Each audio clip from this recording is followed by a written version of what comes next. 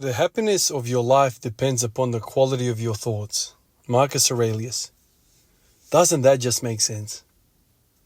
You know, the other day I saw something about doctors, scientists theorizing that we'll be able to do a head transplant in the future, meaning you'll be able to take your head from your dying body and transplant it onto a healthy body, and your thoughts, your memories, your intelligence, your existence will follow your head onto this new body.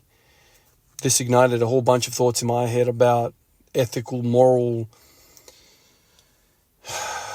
complications of this, the powerful abusing the not so powerful, the rich abusing the poor, and all the potential abuse of humankind with that technology existing. And I'm kind of thinking about all of that, and I thought about, wow, so really we are our head, our mind, our thoughts. This is our existence, our true being is that. If you think about it through that lens, and then I'm kind of conflicted in my thoughts about, well, what about the soul? I believe in the soul fully. I believe in the soul, and through that I believe in God. I believe in creation. I'm sitting and I'm thinking about all of that, and I'm like, wow, so science is pushing the boundaries of this. So does the soul then follow the head? What happens in that sense? I'm sitting there challenging myself, thinking about all of this and struggling really to kind of come into terms with what that really means, if science really gets there. And then I kind of just going down that rabbit hole, and I kept thinking to myself, really, you are, your emotions, all of that stuff is really just you and yourself.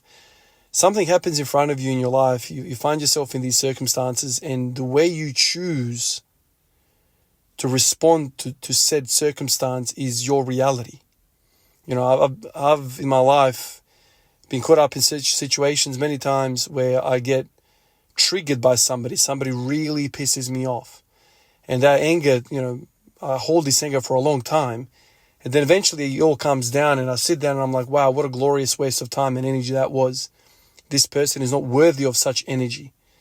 And so if I perceive that in a different way, if I had the mental mastery to just work that problem out instantaneously and conclude it a different way, I would have basically spent much less time on this and moved away with my life and spent my energy on quality things, not something like that.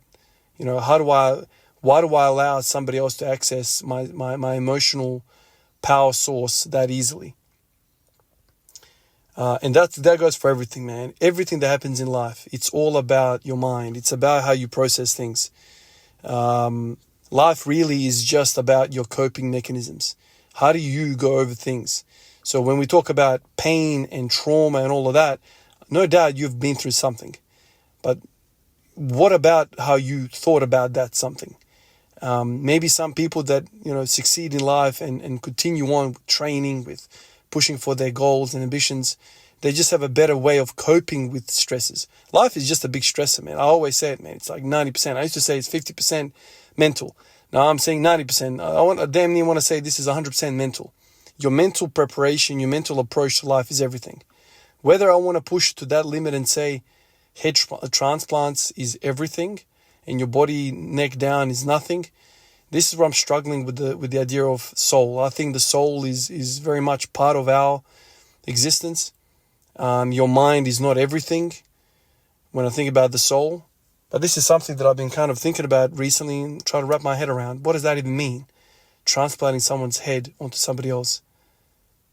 Does that somebody else then leave their soul behind in their body?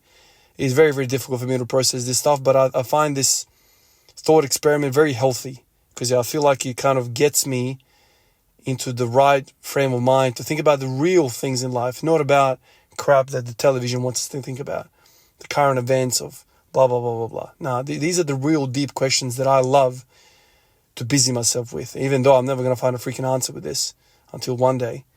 But yeah, interesting thoughts. Appreciate you guys like always. I'll catch you in the next one. Peace out.